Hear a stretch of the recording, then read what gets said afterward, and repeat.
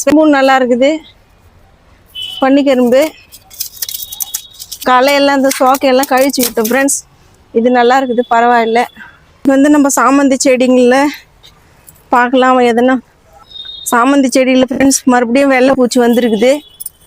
நம்ம அதுக்கு மறுபடியும் எதனா ஸ்ப்ரே பண்ணணும் போல இருக்குது. அன்றைக்கி தான் நம்ம அந்த எப்சம் சால்ட் ஸ்ப்ரே பண்ணணும். பாருங்க, சாமந்தி செடியிலேருந்து எவ்வளோ பெரிய களை சாஞ்சிட்டு இருக்குது. ஏன்னா இது ரொம்ப வெயிட்டாக இருக்குது. இது நம்ம எடுத்து வேறு எதனா ஒரு சின்ன தொட்டிலையோ இல்லை கவர்லேயோ நட்டு வைக்கலாம். நம்ம இது ஏதாவது நடலாம், ஏதாவது ஒரு கவரில் நட்டு வைக்கலாம். இப்போ சப்போட்டா மரம் நட்ட ஃப்ரெண்ட்ஸ், அது மொத்தம் இலையெல்லாம் கொட்டிட்டு இருக்குது. சீதாப்பள்ளி மரமும் நல்லா இருக்குது. கீழே இருக்கிற கிளையெல்லாம் கழிச்சு விட்டேன் நான்.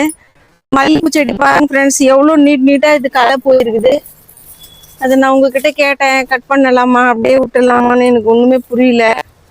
இது பாருங்க, மேலே அரும்பு வச்சிருக்குது பாருங்க, தெரியுதான்னு சொல்லிட்டு பாரு பாப்பனேன்.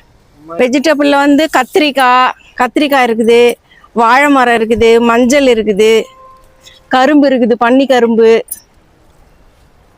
முருங்கைக்காய் இருக்குது. முருங்கை மரம் பாரு, முருங்கைக்காய். விளாக் முடிச்சிட்ட பிறகு நான் உனக்கு லைவில் எல்லா காயும் காட்டுறேன்.